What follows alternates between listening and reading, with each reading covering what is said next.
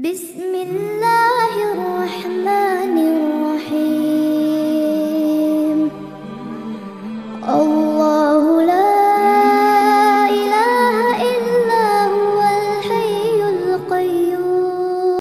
Alhamdulillah wassalatu wassalamu ala Rasulillah wa ala alihi wa sahbihi wa mawalah wa la hawla wa la quwata illa billahi wa ba'du.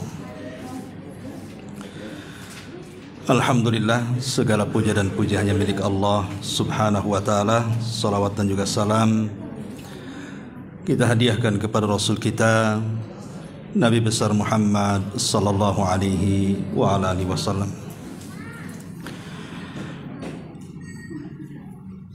Hadirin dan hadirat yang dimuliakan Allah subhanahu wa ta'ala, pembahasan di siang ini kita akan membahas tentang keajaiban kota Mekah, khususnya Ka'bah.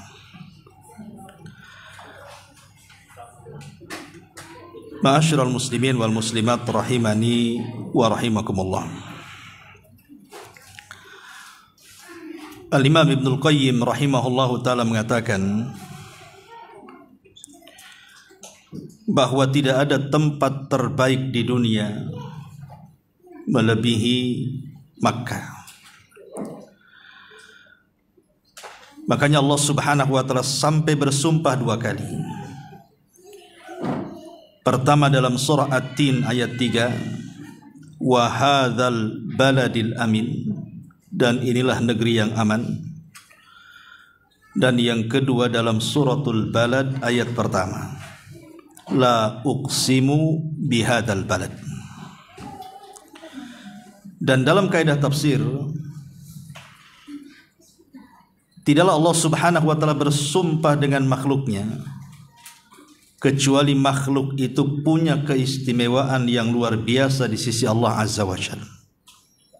Maknanya ketika Allah bersumpah dengan Ka'bah dan dengan negeri Mekah ini, karena negeri tersebut banyak keistimewaan dan keutamaan yang luar biasa. Ma'asyiral muslimin yang dimuliakan Allah subhanahu wa ta'ala, di dalam surah Al-Imran ayat 97 Allah subhanahu wa ta'ala berfirman, fihi ayatun bayyinatun. Di Mekah itu banyak tanda-tanda kuasa-kuasa Allah yang jelas. Artinya orang yang mengunjungi kota Mekah, baik haji ataupun umrah, maka akan menyaksikan banyak keajaiban-keajaiban dari tanda-tanda kuasa Allah subhanahu wa ta'ala yang tidak terdapat di negeri-negeri yang lainnya. Ya, karena memang Allah subhanahu wa ta'ala sudah memilih Mekah sebagai tempat suci di dunia sebelum Allah menciptakan manusia. Jadi sudah dipilihkan Mekah itu tempat yang suci sebelum Allah menciptakan manusia. Dan Allah subhanahu wa ta'ala akan tetap menjaga kesucian itu sejak zaman Adam sampai era Ibrahim alaihi salam, sampai era Nabi kita Muhammad sallallahu alaihi wasallam, sampai hari ini. Bahkan sampai Ka'bah dihancurkan. Kalau Ka'bah sudah dihancurkan, maka Allah akan kiamatkan. Sebagaimana hadis yang ma'ruf, bahwa di akhir zaman itu ada orang datang dari Ethiopia, namanya Dzu Suwaiqataini. Dia membawa pasukan besar, kemudian menghancurkan Ka'bah sekeping demi sekeping sampai dia curi pembendaraan di dalam Ka'bah itu. Dan setelah Ka'bah hancur, apa yang terjadi? Kiamat pun ditegakkan oleh Allah subhanahu wa ta'ala. Seolah-olah Ka'bah ini melambangkan tentang keberadaan manusia dan kemusnahan manusia. Selama Ka'bah berdiri, maka manusia akan tetap hidup. Artinya tidak dimusnahkan semuanya. Tapi kalau Ka'bah sudah dirobohkan, maka tidak ada lagi kecuali Allah subhanahu wa ta'ala akan memusnahkan semua manusia. Itulah kiamat besar. Ma'asyiral muslimin yang dimuliakan Allah Subhanahu wa taala, ada beberapa poin yang ingin saya jelaskan. Pertama, tadi saya sudah jelaskan bahwa Allah telah memilih tanah haram Mekah itu untuk Nabi kita Muhammad sallallahu alaihi wasallam. Makanya Nabi sallallahu alaihi wasallam dilahirkan di kota Mekah dan diturunkan wahyu di kota Mekah. Diangkatnya beliau menjadi nabi dan rasul juga di kota Mekah. Bahkan dalam peristiwa besar Isra dan Mi'raj pun terjadi dari kota Mekah. Ini keistimewaan yang luar biasa. Memang Allah peruntukkan negeri Mekah ini untuk rasul kita. Bukan berarti kemudian dia nabi dan rasul untuk orang Mekah saja, tidak. Tetapi Allah pilihkan di tempat suci itulah rasul kita lahir. Yang kedua, bahwa siapapun yang masuk ke dalam Mekah itu, maka dia akan diberikan keamanan, baik secara hissi ataupun maknawi. Secara hissi artinya, hissi itu sesuatu yang dapat dilihat, didengar, diraba, itu namanya hissi. Mekah itu tempat yang aman. Siapapun yang niat untuk menghancurkan Ka'bah, pasti Allah hancurkan. Contoh yang ma'ruf dalam Al-Quran, surah Al-Fil. Bagaimana Allah Subhanahu wa ta'ala menghancurkan pasukan dari Abrahatul Asram, membawa pasukan gajah dan hendak menghancurkan Ka'bah. Tapi dia salah sasaran. Apa yang dikehendaki Abraha berbeda pula dengan apa yang dikehendaki Allah. Sehingga ketika Abraha ada keinginan untuk berbuat jahat, menghancurkan Ka'bah, wa makaru makran wa makarna makran wallahu khairul makirin. Silahkan kalian membuat makar, tapi Allah punya makar sendiri, dan sebaik-baik makarlah makar Allah Subhanahu wa ta'ala. Maka diutusnya ababil, burung-burung laut, kemudian menghancurkan pasukan Abraha. Artinya bahwa Mekah itu senantiasa akan sampai kiamat dibangkitkan. Bahkan di akhir zaman, Dajjal tidak akan bisa masuk. Dajjal itu hanya bisa berdiri di perbatasan haram saja. Dia tidak akan pernah masuk ke haram, apalagi sampai menghancurkan Ka'bah, karena Allah yang melindunginya. Ini namanya hissi. Adapun maknawi, siapapun yang datang ke sana memang hatinya merasa aman. Dan Anda yang pernah haji atau umrah akan merasakan itu, betapa amannya di negeri itu. Karena Allah Subhanahu wa ta'ala yang memberikan keamanan, baik kepada penduduknya ataupun kepada orang yang datang ke Mekah. Kepada penduduknya Allah berikan keamanan, rizki yang luar biasa. Negeri yang tandus, yang tidak bisa ditanami, tapi buah-buahan di negeri mana saja ada di Mekah. Siapa yang mendatangkan? Allah Subhanahu wa ta'ala, berkat doa Ibrahim alaihi salam. Dan ini keajaiban. Kita di sini mau makan durian ya nunggu musim durian. Kalaupun ada ya mungkin durian 100 tahun udah gak enak rasanya. Tapi di sana semua buah-buahan ada. Yang di sini tidak ada, di sana ada. Yang di sini ada, di sana lebih ada lagi. Nah, ini kan keajaiban. Negeri yang tandus kok bisa banyak melimpah buah-buahan dari mana-mana. Kemudian juga yang ketiga, bahwa negeri Mekah ini adalah Baitul Huda wal Barakati. Dia negeri terpancarnya petunjuk dan juga barakah. Tadi saya sudah singgung, karena dari negeri ini lahirlah Rasul kita Muhammad sallallahu alaihi wasallam. Kemudian dari negeri ini pula tersebarnya Islam ke Madinah, kemudian menyebar ke seantero dunia. Dan ini sebuah keajaiban, bahwa dari tempat yang terpencil di sekitar Mekah, kabilah Quraisy bisa mengirim hidayah ke semua penjuru dunia. dan membawa keberkahan, karena siapapun yang memeluk agama Nabi SAW pasti diberikan keberkahan. Ini yang ketiga. Kemudian yang keempat, banyak tanda-tanda kuasa di situ. Di antaranya ada Hajar Aswad. Nabi SAW mengatakan, Al-Hajarul Aswad nazala bihi malakun minas sama. Hajar Aswad atau batu hitam itu adalah batu yang dibawa para malaikat dari langit. Dalam riwayat, nazal al-hajarul aswad minal jannah, diturunkan dari sorga. Wa huwa ashaddu bayadan minal laban. Dulu warnanya sangat putih, lebih putih dibandingkan susu.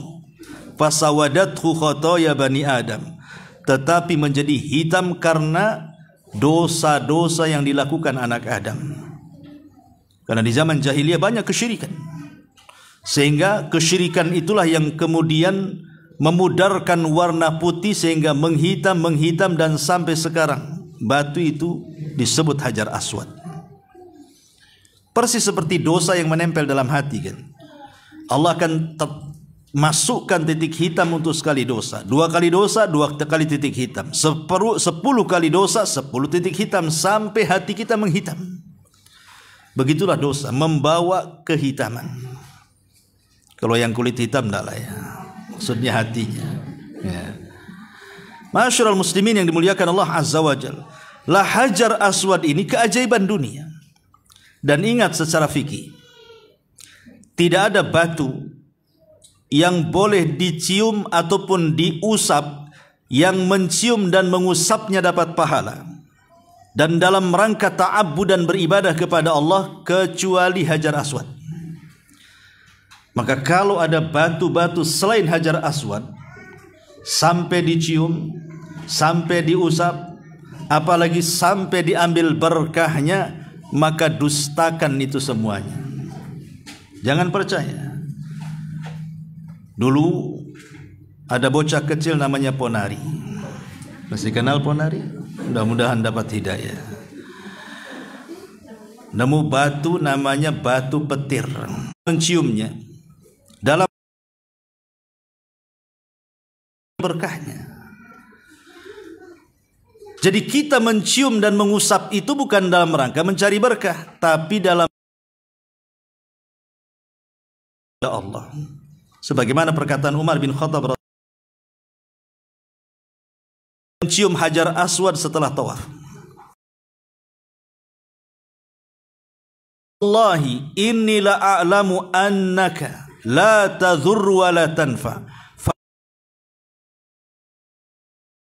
Alaihi wasallam qabbalaka ma qabbaltuka.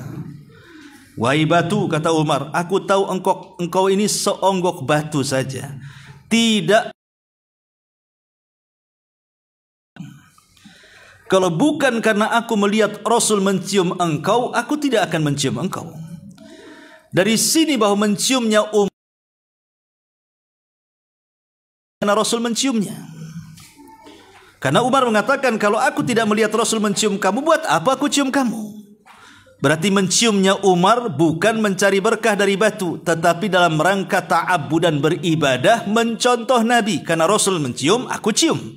Kalau Rasul tak cium, aku tak cium. Begitulah para sahabat Nabi SAW. Tapi lihat hari ini, ada orang yang mencium Hajar Aswad, mengusap Hajar Aswad, habis diusapkan ke mukanya, diusapkan ke bajunya, diusapkan ke dirinya, ke anak-anaknya yang digendong. Entah apa maksudnya. Padahal sunnahnya hanya mencium atau mengusap, kemudian bekas usapannya cuman kita cium gitu saja, bukan dioles-oles ke seluruh badan. Untuk apa? Karena tidak ada berkahnya. Itu hanya batu yang memang betul dari sorga, tetapi tidak ada batu yang boleh dicium ataupun diusap dalam rangka beribadah kecuali hanya Hajar Aswad saja.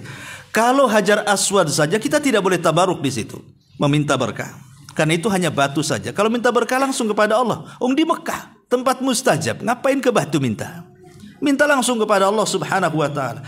Artinya kalau batu semulia Hajar Aswad yang datang dari sorga saja tidak boleh dimintai berkah, macam mana pula batu-batu yang lainnya? pohon-pohon yang lainnya, tempat-tempat keramat yang lainnya, kuburan-kuburan dan begitu seterusnya, maka ini menyimpang sangat jauh. Kemudian juga di sana ada makam Ibrahim. Ini juga salah kaprah. Makam Ibrahim itu tidak dicium dan tidak diusap, dilewati saja. Tapi ada orang yang karena tidak bisa mencium Hajar Aswad, dia cium pula makam Ibrahim. Tidak bisa mengusap Hajar Aswad, dia mengusap pula makam Ibrahim. Tidak ada dalam manasik haji atau umrah mengusap atau mencium makam Ibrahim.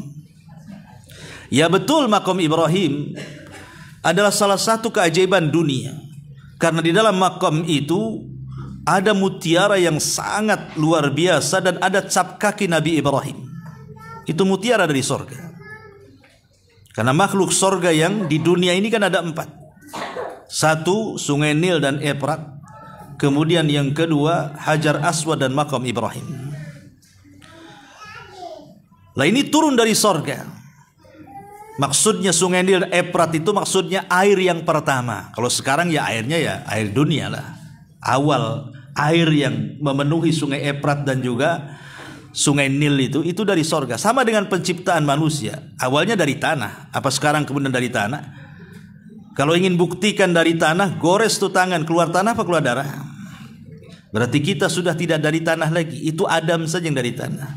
Lah begitu juga Efrat dan Nil. Awalnya saja airnya dari sorga, kemudian diganti dengan air. Karena lamanya waktu, maka Allah turunkan hujan. Dari hujan itulah memenuhi Sungai Nil dan Efrat. Tetapi Hajar Aswad dan makam Ibrahim itu memang makhluk dari sorga. Betul itu dari sorga. Tapi sekali lagi karena kita tidak diperintahkan untuk mencium atau mengusap, tidak perlu. Dan keajaiban makam Ibrahim itu, makam Ibrahim dulunya melekat dengan Ka'bah. Dia tidak terpisah dengan Ka'bah. Makam Ibrahim itu melekat dengan Ka'bah. Dan ditawafi oleh orang-orang musyrik di zaman jahiliyah. Tetapi dari sekian berhala yang bertengger sekitar 350 lebih di sekitar Ka'bah itu, tidak ada satupun orang-orang musyrik jahiliyah yang menyembah makam Ibrahim. Padahal mereka menyembah batu. Dan makam Ibrahim itu batu.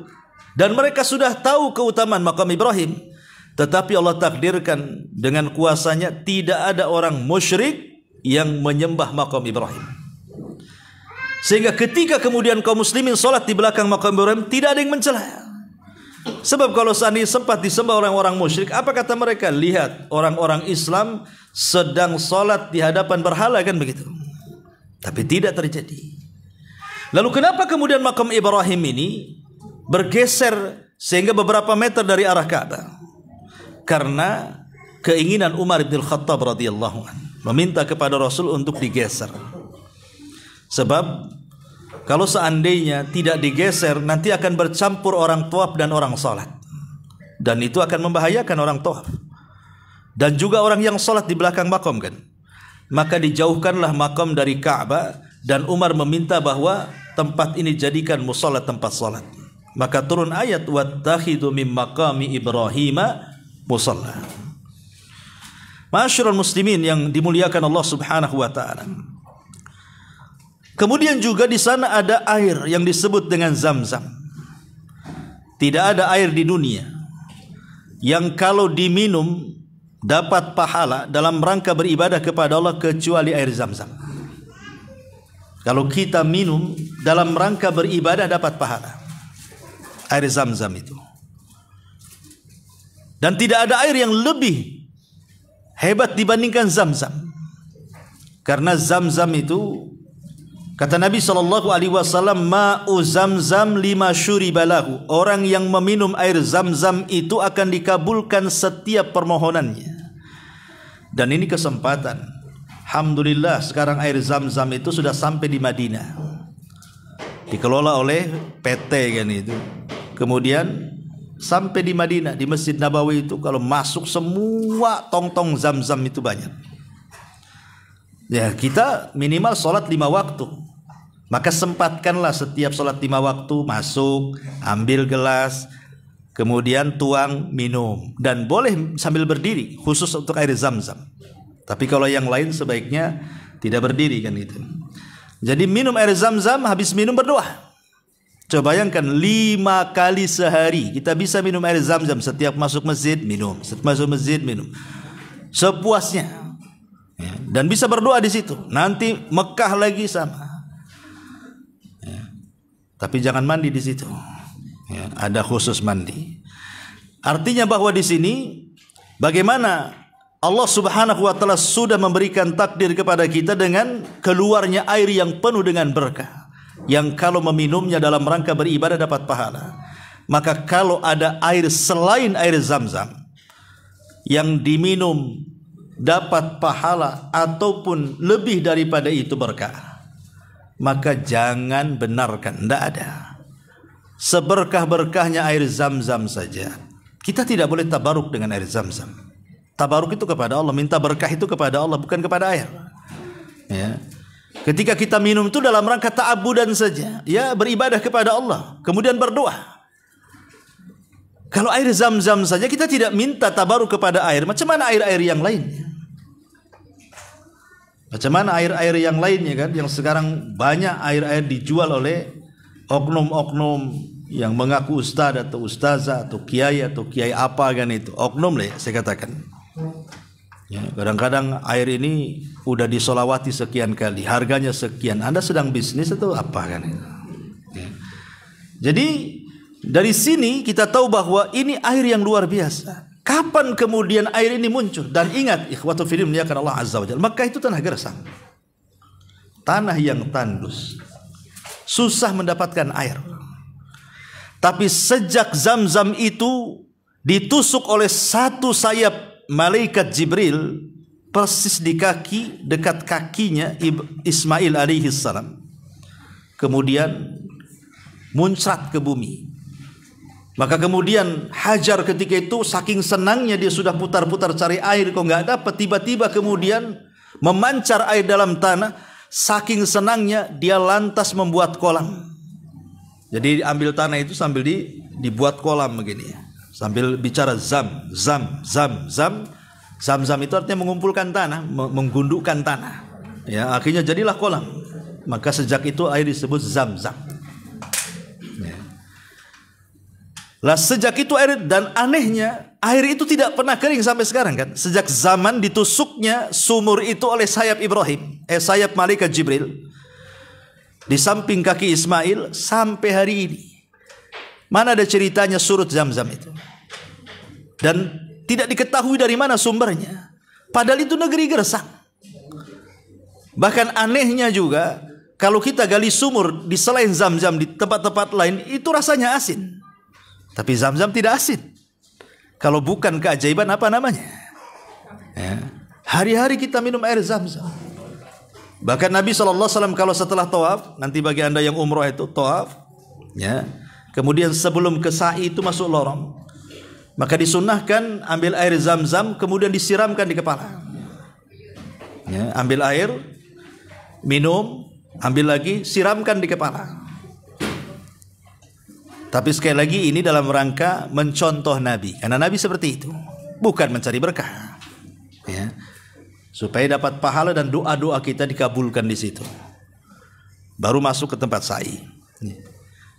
Kembali bahwa air Zam-Zam ini memang sempat terkubur, karena ketika itu kabilahnya istri daripada Ismail yang disebut dengan Jurhum, itulah kabilah pertama yang menempati kota Mekah.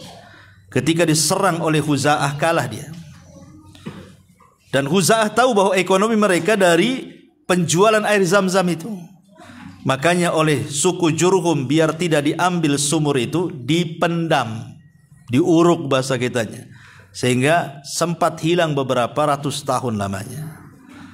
Baru di masa kakek Nabi SAW, Abdul Muttalib bermimpi. Dalam mimpinya diarahkan ke tempat Zam-Zam. Maka setelah dia mimpi, dia ikutin alur mimpinya itu. Dan betul setelah digali, keluarlah air Zam-Zam.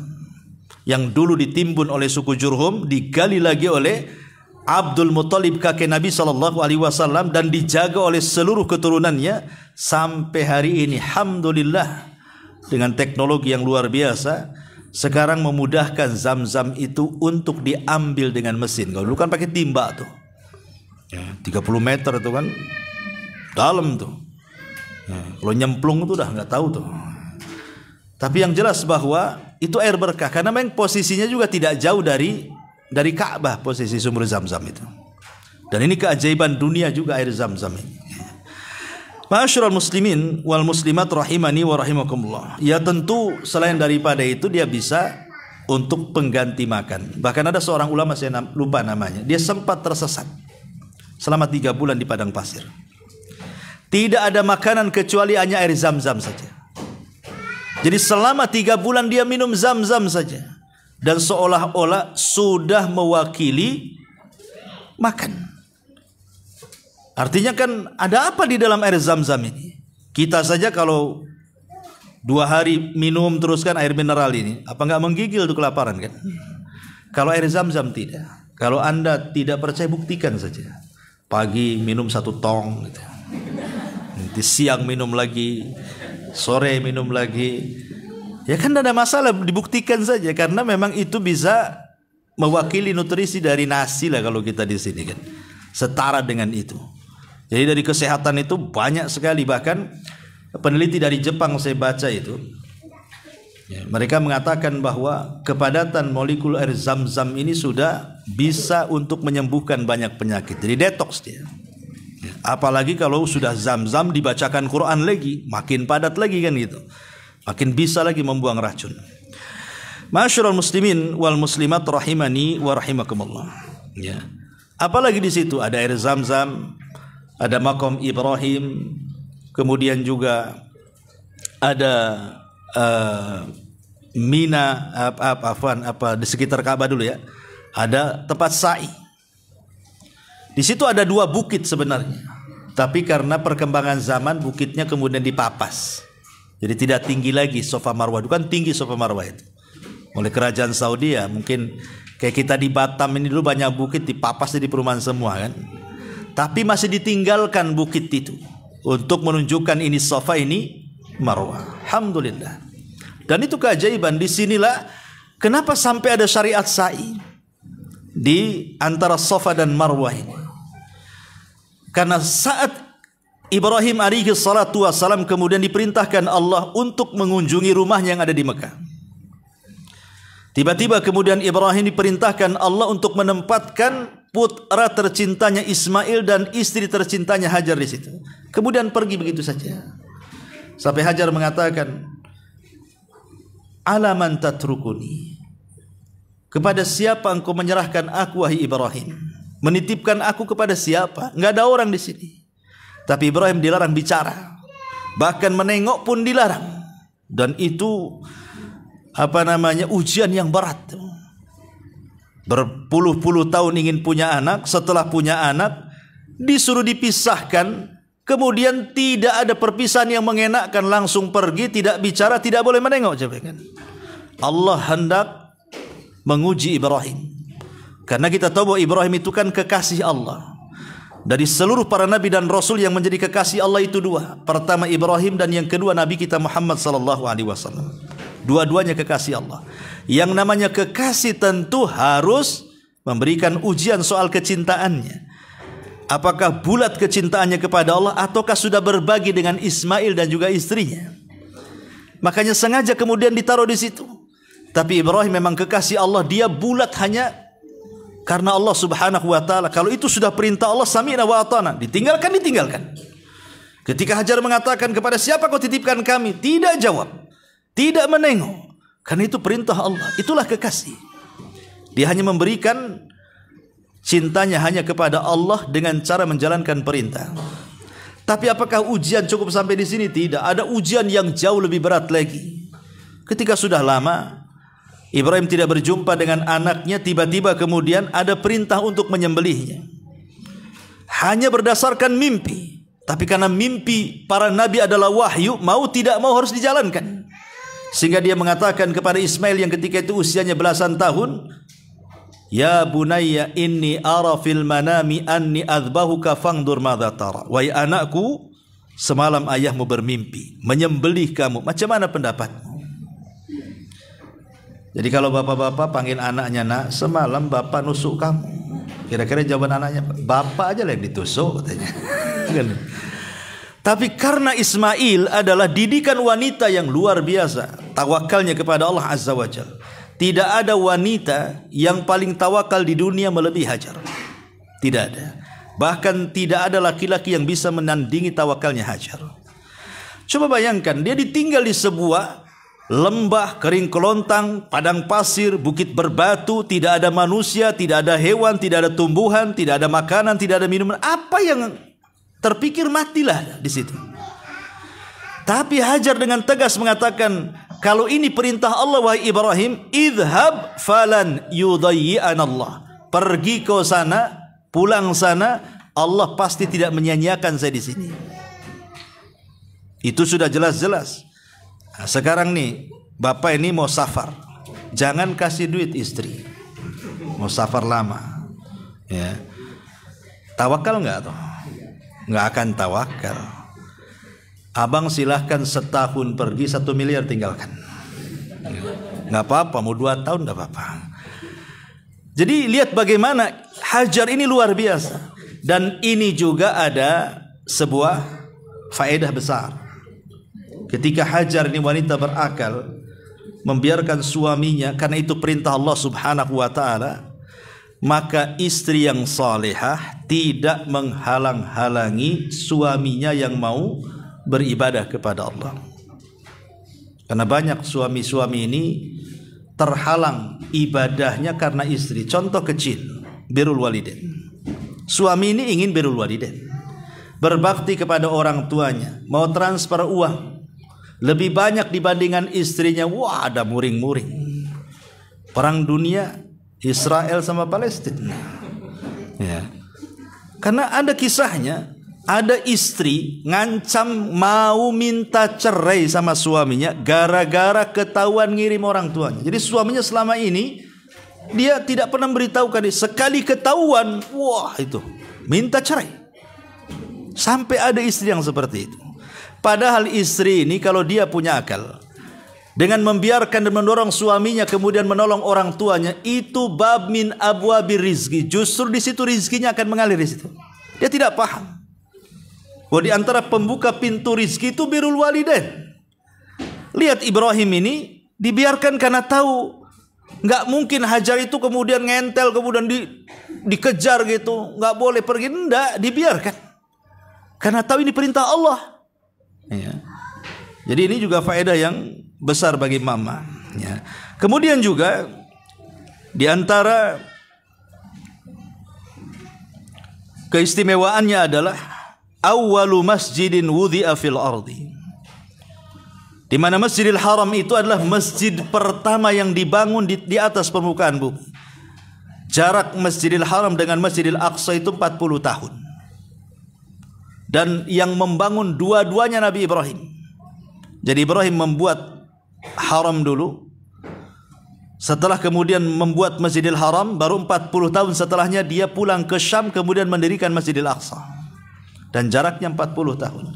Artinya itu masjid tertua di mana tidak ada sejengkal bumi di dunia ini yang pertama kali Allah diibadahi kecuali di Mekah. Belum ada orang yang beribadah kepada Allah kecuali negeri itulah pertama kali Adam sujud kepada Allah Subhanahu wa taala. Ma'asyiral muslimin wal muslimat rahimani wa rahimakumullah. Bahkan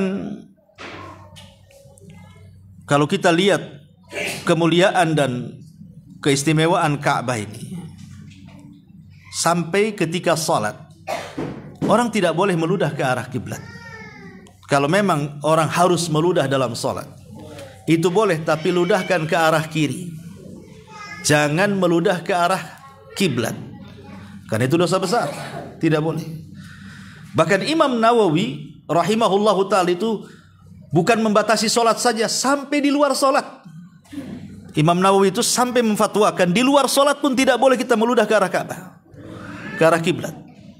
Apalagi dalam salat. Walaupun ada ulama mengatakan bahwa hadis itu hanya khusus dalam salat, tapi ulama yang lain seperti Imam Nawawi itu sampai melarang tidak boleh meludah ke arah Ka'bah demi kesucian Ka'bah. Bahkan Solat-solat besar seperti istisqa, kemudian solat gerhana, solat id, itu semua hadis-hadis Nabi SAW menyunahkan untuk dilakukan di tanah lapang, kecuali Masjidil Haram.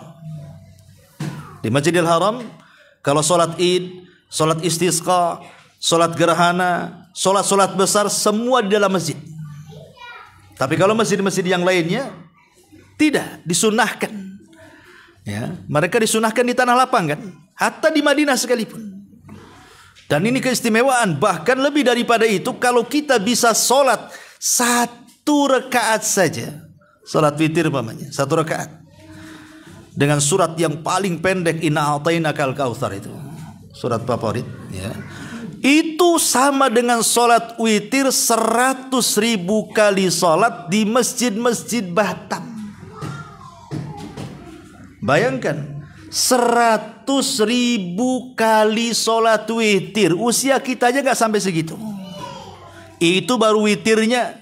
Macam mana kalau di sana kita duhanya juga, di sana juga qiyamul lailnya juga, di sana juga tahiyatul masjidnya, solat sunnah wudunya, solat sunnah tobatnya. Masya Allah, kalikan saja 100.000. Tidak ada masjid yang memiliki pahala sebesar orang yang salat di Masjidil Haram. Makanya saya nasihatkan bagi anda yang mau berangkat umroh ataupun yang ada keinginan untuk umroh, kalau sudah sampai di Mekah, fokuskan ibadah.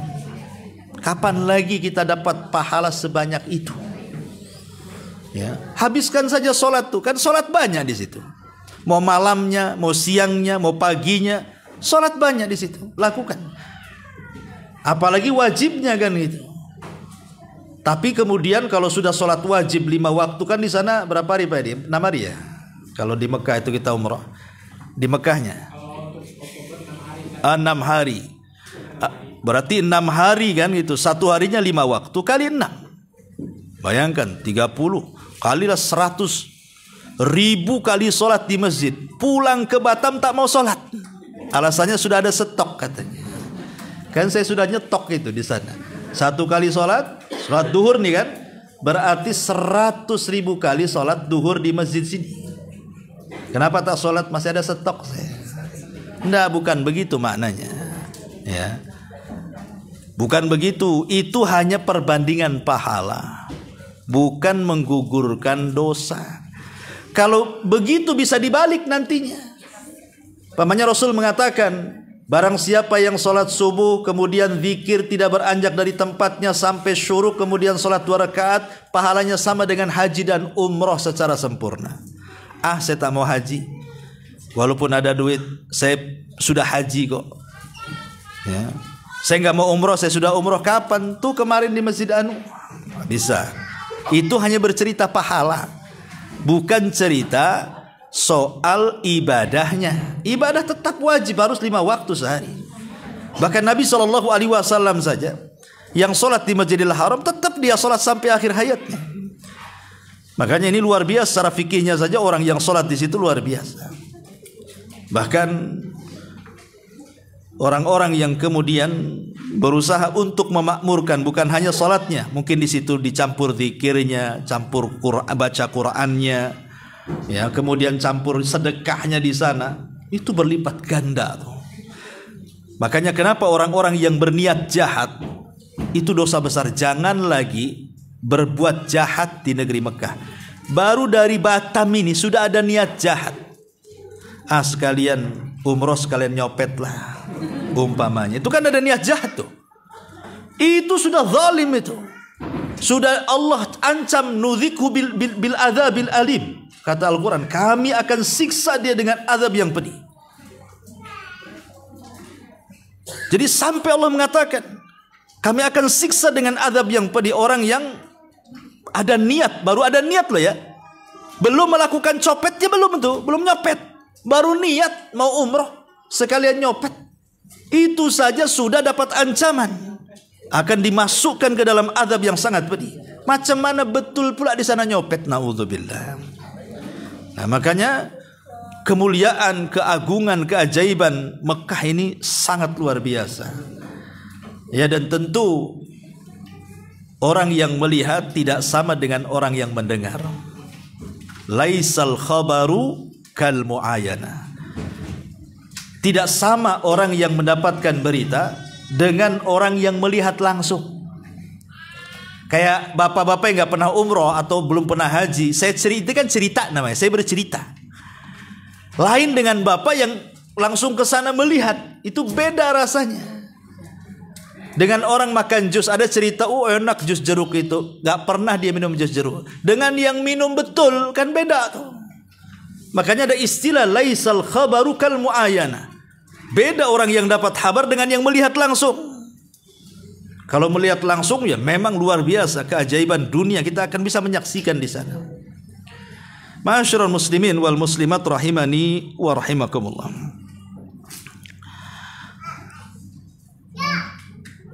Abdullah ibn Abbas radhiyallahu anhuma ketika mentafsirkan ayat dari doa Nabi Ibrahim alaihi salatu wassalam. Ibrahim alaihi salatu wassalam ketika meninggalkan Hajar dan Ismail berdoa apa? Rabbana inni askantu min dzurriyyati biwadin ghairi dzar'in inda baitikal muharram. Rabbana liyuqimus shalah faj'al af'idatan minan nasi tahwi ilaihim warzuqhum minats thamarati la'allahum yashkurun. Ya Rabb kami, kata Ibrahim, kami menempatkan anak keturunanku di sebuah lembah yang gersang tidak ada tanaman di sisi rumahmu yang mulia. Ya Rabb kami, hendaklah mereka menegakkan salat, maksudnya anak cucunya, agar mereka senantiasa menegakkan salat, dan jadikan hati-hati manusia senantiasa condong ke arah sini, maksudnya ke arah Ka'bah. Dan ini keajaiban, siapapun yang pernah umroh haji pasti ingin balik lagi. Karena memang Allah yang mengatakan, jadi Allah yang menanamkan kecintaan kita itu ke sana. Allah mengatakan faj'al af'idatan minan nas, ya Allah jadikan hati-hati manusia itu senantiasa terikat dengan tempat ini. Ini doa Ibrahim dalam Quran. Anda yang pernah umrah pasti merasakan kalau ada uang ingin berangkat lagi, kalau uang ingin berangkat lagi. Memang seperti itu. Tapi kalau rekreasi ke Barelang, capek, udah 2 kali ke sana. Cari lain lagi lah katanya kan. Kalau tempat lain tuh bosan itu. Pasti bosan, mau ke luar negeri, mau ke Singapura, mau ke Australia, mau ke mana, bosan, pasti milih tempat lainnya. Tapi kalau ke Mekah itu nggak ada bosannya. Saya jamin nggak akan bosan. Dan Allah akan ganti setiap yang datang ke sana sebagai tamu, Allah akan ganti biayanya. Bagaimanapun caranya. Karena di antara hadis Nabi SAW, ikutilah haji dengan umrahmu, fa innahuma yanfiyanil faqra, karena keduanya bisa menghilangkan kefakiran, kata Rasul. Allah akan ganti. Boleh jadi mungkin kehidupannya lebih baik lagi, hatinya lebih tenang lagi, anak-anaknya lebih soleh lagi. Kan ganti itu macam-macam. Tidak dalam bentuk uang, dalam bentuk yang lainnya. Allah Maha tahu dengan hajat dan kebutuhan kita. Pasti Allah akan ganti semuanya. Karena kita datang sebagai tamu Allah Subhanahu wa taala, di mana sebagai tamu dalam hadis Rasulullah itu bahwa orang-orang yang datang ke Mekah itu jadikan tamu-tamu Allah, apapun yang diminta Allah kabulkan. Maka jangan sia-siakan berdoa di sana. Jangan sia-siakan berdoa di sana. Ma'asyiral muslimin wal muslimat rahimani wa rahimakumullah. Dan berdoa di tanah haram itu mustajab. Di tanah haram itu mustajab. Dan berpahala besar gitu ibadahnya. Makanya ada seorang sahabat namanya Abdullah ibn Umar radhiyallahu anhuma. Abdullah ibn Umar, putra daripada Umar bin Khattab. Ketika dia hendak membuat rumah untuk keluarganya, dia tidak mau membuat rumah di dalam haram, tapi keluar perbatasan haram. Jadi umpamanya inilah garis perbatasan haram. Ya, ini sudah haramnya di sini, ini sudah bukan tanah haram lagi. Jadi dia buat rumah itu di luar tanah haram, tapi buat masjidnya di dalam tanah haram. Ketika ditanya, wahai Ibnu Umar, kenapa engkau tidak sekalian membuat rumah di pinggir Ka'bah? Bukankah kau dekat tetangganya Ka'bah? Kenapa kau jauh-jauh buat rumah sampai keluar perbatasan? Kenapa tidak dalam haram? Tapi kalau dia buat masjid justru dimasukkan di tanah haram. Apa jawaban Ibnu Umar? Karena kalau seandainya aku, istriku, anak-anakku berbuat dosa, maka dosa mereka tidak besar.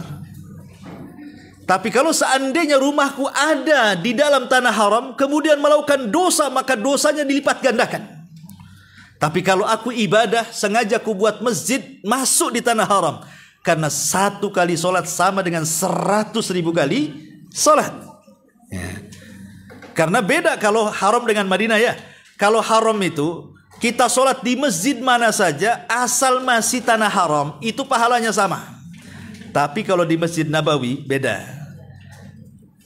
Kalau tidak solat di Masjid Nabawi, walaupun di masjid-masjid yang lainnya masuk pada tanah haram Madinah, maka tetap sama dengan masjid-masjid kita di sini. Tapi kalau di Masjid Nabawi, Anda akan mendapatkan 1000 kali salat di masjid-masjid yang lain, hanya di Masjid Nabawi saja.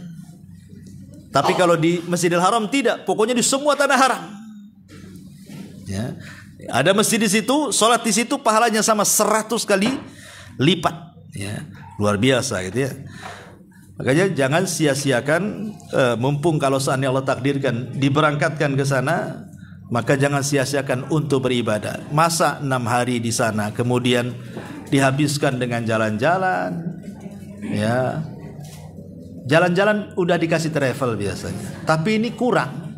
Jalan sendiri, muterin warung-warung orang Arab tuh, pagi siang. Itu ada waktunya. Ibadah dulu, kalau sudah lelah, capek, refreshing ya nggak apa-apa lah, itulah cari oleh-oleh kan itu ya. Ya, tapi intinya di ibadahnya. Oleh-oleh itu nomor kesekian. Jangan pula itu pula tujuan kita. Jadi luruskan niat, kemudian perbaiki ibadah, dan berdoalah kepada Allah Subhanahu wa taala. Bagi yang belum pernah umrah, minta kepada Allah untuk berangkat umrah. Wallahu alam, karena zuhur cepat sekarang ya. Ini pun sudah jam 11:11. Kita buat tanya jawab saja 10 menit atau 15 menit. Silahkan kalau ada yang mau bertanya.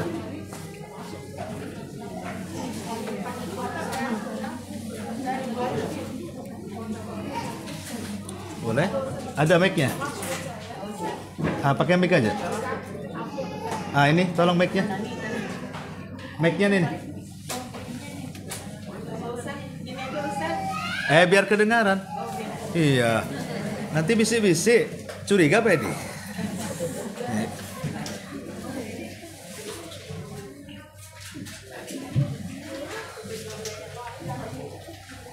Assalamualaikum warahmatullahi wabarakatuh. Waalaikumsalam.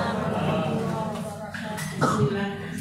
Apa Ustaz, bolehnya kan di tanah haram di daerah Masjidil Haram itu semuanya 100.000 kali.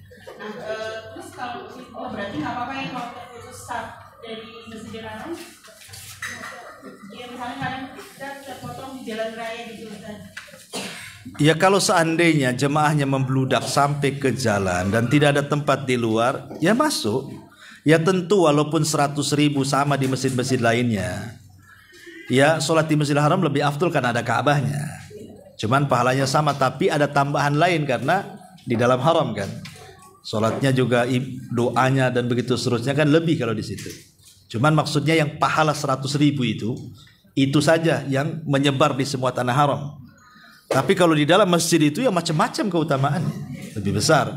Lah memang terkadang di sana karena boleh jadi mungkin membludak jamaah, akhirnya kita pula telat datangnya. Ya akhirnya bukan hanya ke teras, sampai ke jalan-jalan kan itu. Ya nggak apa-apa di jalan-jalan. Tapi yang saya heran itu kalau ke Bin Dawud atau ke hotel apa, langsung sholat di situ kan itu ya. Ya tentu menyalahi sunnah. Sah saja sholatnya, tapi menyalahi sunnah kan itu. Ya, terputus safnya kan. Jadi karena memutus saf sendiri tidak membatalkan sholat, tetapi kan mengurangi pahala sholat, karena merapatkan saf itu bagian dari kesempurnaan.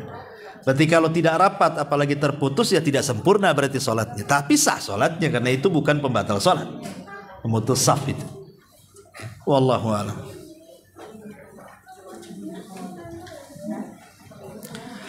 Taib, kalau nggak ada kita tutup. Subhanaka wa bihamdika asyhadu an la ilaha illa anta astaghfiruka wa atubu ilaik. Wallahu taala alam.